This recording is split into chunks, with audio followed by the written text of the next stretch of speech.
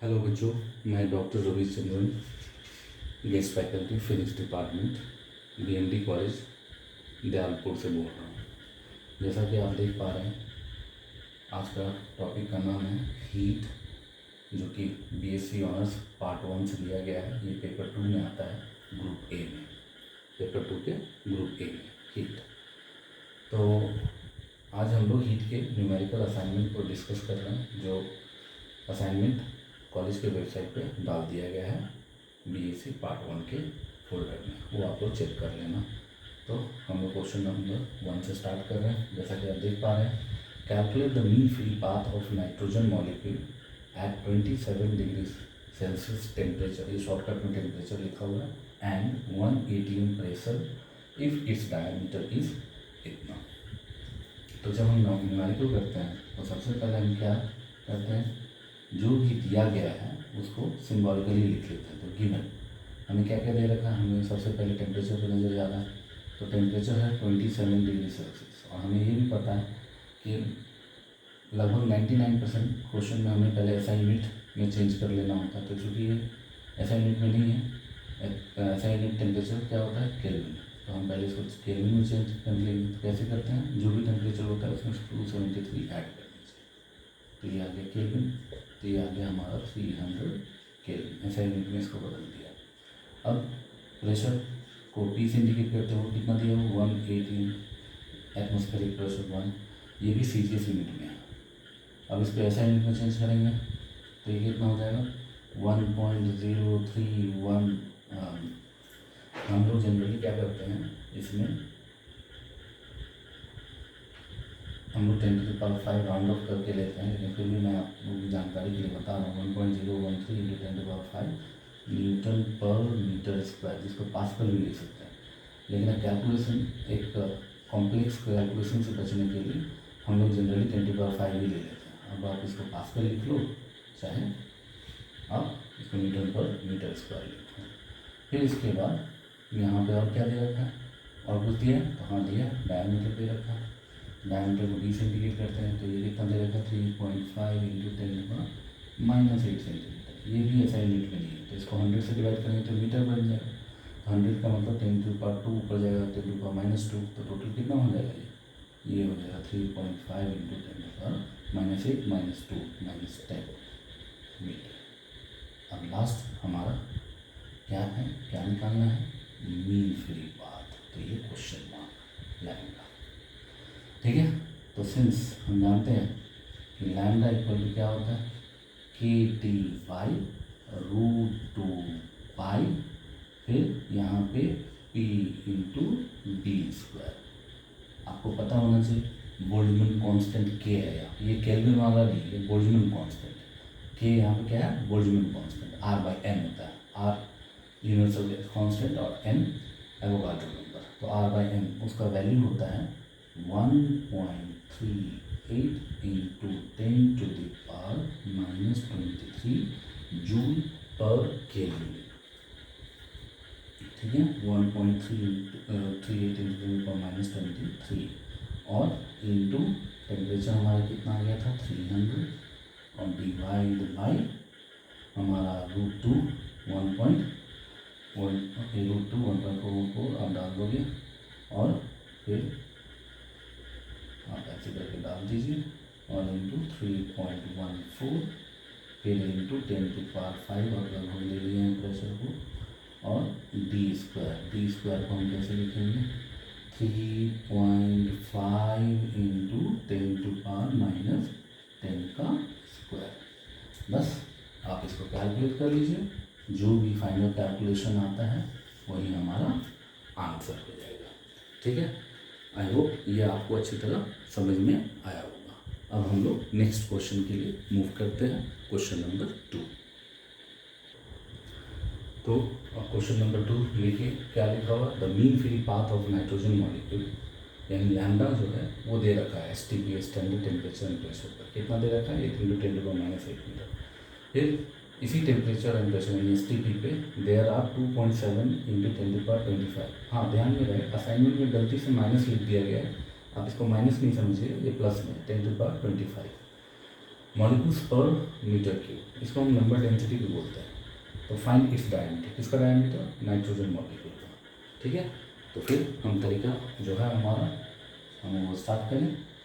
तो सोल्यूशन में सबसे पहले जो गिवन है वो गिवन लिख लेते हैं। सबसे पहले दिख रहा है लैम्डा, तो लैम्डा लिख लेते हैं यहाँ पे 8 × 10⁻⁸ मीटर।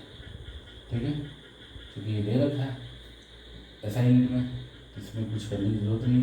फिर नंबर डेंसिटी जो है यानी molecules, total number of molecules पर मीटर क्यूब, इसको स्मॉल एन से लिखते हैं। ये कितना है? 2.7 × 10⁻25। ठीक है, फिर इसके बाद हमसे पूछा गया डायमीटर, डी क्वेश्चन मार्क। तो जैसा कि मैंने क्वेश्चन 1 में डिस्कस किया था कि लैम्डा का दो फॉर्मूला होता है, एक टेम्परेचर के रिस्पेक्ट में होता है, टेम्परेचर और प्रेशर के रिस्पेक्ट में होता है, विदाउट टेम्परेचर और प्रेशर। विदाउट टेम्परेचर और प्रेशर कब लेते हैं? तो ये आपको मैं भी समझाता हूँ कि देखिए √2π यहाँ पे n × d²। आप हमेशा ध्यान में रखिएगा, जब टेम्परेचर और प्रेशर की वैल्यू ना दे के नंबर डेंसिटी दे दे तो आप समझ जाइए कि ये फॉर्मूला है। जब नंबर डेंसिटी नहीं देकर टेम्परेचर प्रेशर जैसे क्वेश्चन नंबर 1 में दिया तो वो फॉर्मूला कंपेयर कीजिए। वहाँ पे K × T था, K Boltzmann constant, T temperature, नीचे √2π P n / P था d²। ठीक है, ये आया कैसे? इसको भी आप चाहो तो समझ सकते हैं, आपको समझाने के लिए यहाँ पर लिख रहा हूँ। देखिए हमें पता है PV = क्या होता है? μRT, mu moles RT। Moles, mu moles को हम क्या लिख सकते हैं यहाँ पे? गिवन n और बाई एवोगाड्रो नंबर। ठीक है, एवोगाड्रो नंबर RT PV। तो आप देख सकते हो कि इसी n को इधर रखा और R/Na, ये क्या बन गया? Boltzmann constant R/Na। ठीक है, ये P और V है। अब जरा ध्यान से देखिए, अब मैं क्या कर रहा हूँ कि P और बाई KT कर दिया, यानी इसको इधर कर दिया P नीचे और इधर n/v लिखा है। अब n/v क्या होता है? Number of molecules per unit volume, ये स्मॉल n होता है। ठीक है, यही नंबर डेंसिटी हो गया। तो यानी हमने क्या देखा? हमने देखा कि n/P/KT हो गया। यही चीज़ अगर आप यहाँ पे डाल दोगे तो P यहाँ पे आएगा और बाई KT ऊपर चला जाएगा। तो फिर से वही फॉर्मूला हो गया। आई होप आपको समझ में आ गया होगा।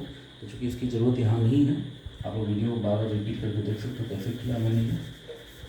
तो ये मैं मिटा दे रहा हूँ। अब इस चीज़ को यहाँ पे अब क्या करना है हमें तो चूँकि D चाहिए, तो जब D लेंगे तो D = इसको शिफ्ट कर दीजिए, d² इधर आया तो ये हो गया √2π और n × लैम्डा। और चूँकि स्क्वायर को अगर हटाएंगे तो इस तरफ 1/2।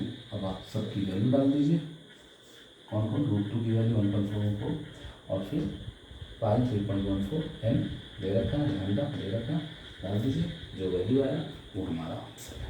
ठीक है, आई होप ये क्वेश्चन नंबर 2 आपको समझ में आया। अब चलते हैं हम लोग क्वेश्चन नंबर 3 पे। तो क्वेश्चन नंबर 3 क्या है? Calculate the root mean square velocity, जिसको हम अपनी बोलचाल की भाषा में VRMS भी बोलते हैं, root mean square velocity of unknown gas molecule at 27 degrees Celsius if its density at NTP is 1.43 kg/m²। ध्यान रहे इसकी डेंसिटी NTP पे, नॉर्मल टेम्परेचर और प्रेशर। नॉर्मल टेम्परेचर और प्रेशर क्या होता है? जहाँ टेम्परेचर हम लोग 0 डिग्री सेल्सियस लेते हैं यानी 273 केल्विन होगा, तो उस पर डेंसिटी ये है, जबकि ये डिफरेंट टेम्परेचर है, उस पर हमसे VRMS पूछा गया है। तो इस चीज़ को हम कैसे करेंगे?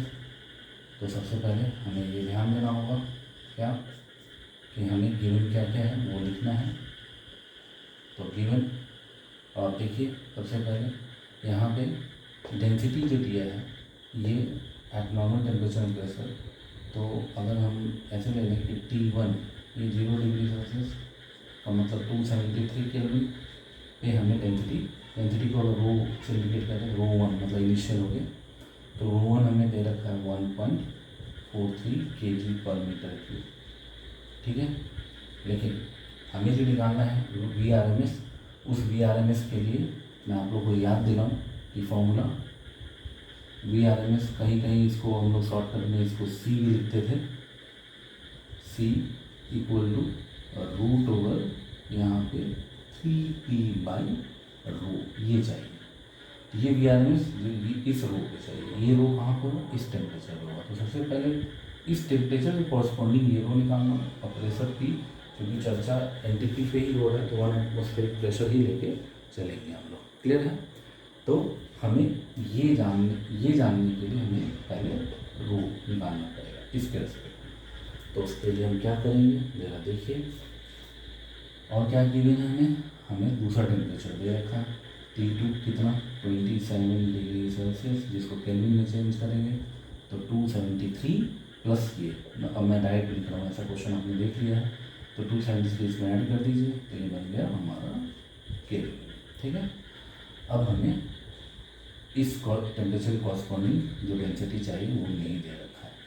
इसके लिए हमें क्या करना होगा, हमें एक बेसिक फॉर्मूला भी चलना होगा कि PV इक्वल टू हम जानते हैं, अगर फॉर 1 मोल ऑफ गैस लेना है तो वो हमारा कितना होता है यहाँ पे PV इक्वल टू nRT। ठीक है, तो उस हिसाब से चलेंगे तो nRT या म्यू RT लिखते हैं इसको, कहीं पे n कहीं पे म्यू बोलते हैं। तो ये हमारा given mass by molecular mass RT। ठीक है, अब हम क्या करेंगे, इस चीज़ को इधर ले लेंगे और प्रेशर को उस तरफ, तो मतलब ये चीज़ यहाँ पे आ गया तो हमारा क्या हो जाएगा P equal to RT by M और M बाई V। तो ये डेंसिटी बन गया। ठीक है, तो उस हिसाब से अगर हम देखें तो हमारा डेंसिटी क्या हो गया, rho equal to PM by RT, PM by RT। ठीक है, ओके। अब क्योंकि उधर स्पेस नहीं है, अब मैंने आपको समझा दिया कि हमें यहाँ तक पहुँचना पड़ेगा, रो निकालना होगा, उसी की मेहनत कर रहे हैं। इसके रिस्पेक्ट में रो 2 एक बार निकल जाएगा तो VRMS निकल जाएगा। तो मैं ये यहाँ पे सॉल्व कर रहा हूँ, तो देखिए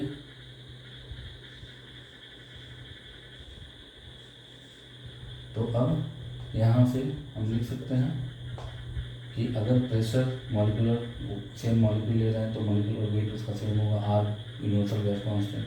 तो सिर्फ और सिर्फ टेम्परेचर डिपेंडेंट, क्योंकि इस टेम्परेचर के रिस्पेक्ट में मुझे नया डेंसिटी चाहिए, तो rho is universally proportional to T हो गया।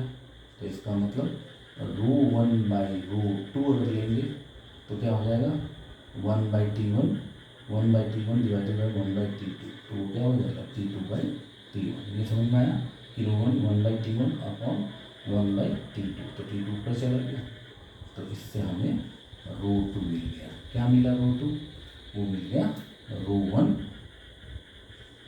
1 इंटू T1, ये उधर शिफ्ट कर दीजिए, और बाई T2। तो आप इसको सॉल्व कर लीजिए। क्या क्या दे रखा है, तो रो 1 हमारा 1.43 है। ठीक है, और इंटू T1 हमारा कितना दे रखा है वो देखिए 273।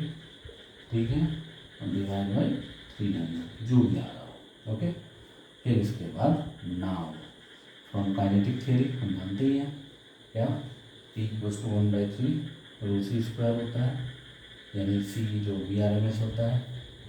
तो since from kinetic theory P equals to 1/3 rho VRMS square. अब आप चाहे जैसे लिखना चाहें VRMS, ठीक है, मैं ऐसे ही लिखना पसंद करता हूँ VRMS स्क्वायर। ठीक है, तो यहाँ पे VRMS इक्वल टू कितना हो गया √3P बाई रो।